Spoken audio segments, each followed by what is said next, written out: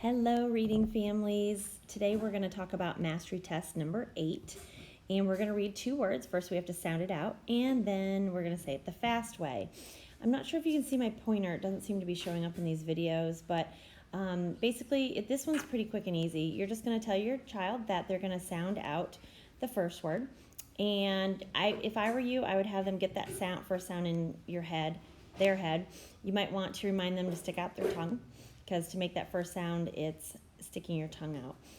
So I would say sound it out, get ready, and then they should say the. Make sure they're not stopping between the sounds. Then you're going to say, okay, great job, do it again, sound it out.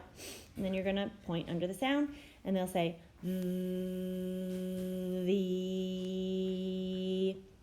And then you'll say, okay, time to say it fast. And they should say the. And then you go down to the next one and tell them you're going to sound it out. And this is what it should sound like. You'll say, get ready. Sad.